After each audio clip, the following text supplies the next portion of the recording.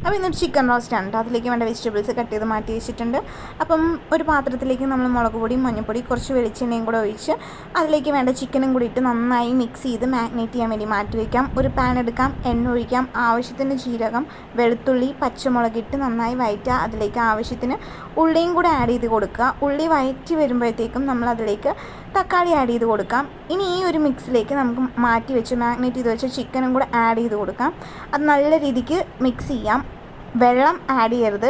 പിന്നെ അതിൻ്റെ മുകളിലേക്ക് നമ്മൾ കുറച്ച് ഗരം മസാല പൗഡർ, അതുപോലെ ആവശ്യത്തിന് മുളക് പൊടി, ആവശ്യത്തിന് മഞ്ഞൾപ്പൊടി, ആവശ്യത്തിന് ചിക്കൻ മസാലപ്പൊടി കൂടെ ആഡ് ചെയ്ത് കൊടുക്കാം. അത് നന്നായി അടച്ച് വെച്ച് വേവിക്കാം. അതിലേക്ക് എന്നിട്ട് പിന്നെ നമുക്ക് കുറച്ച് ഉപ്പ് ആവശ്യത്തിന് എത്രയാണോ വേണ്ടത് അത് ആഡ് ചെയ്ത് കൊടുത്ത് അതിൻ്റെ മേലെ കുറച്ച് നമ്മൾ മല്ലിച്ചപ്പും കൂടെ ഇട്ട് മിക്സ് ചെയ്ത് നല്ല രീതിക്ക് അടച്ച് വെച്ച് നല്ല ലോ ഫ്ലെയിമിലിട്ട് വേവിക്കുക.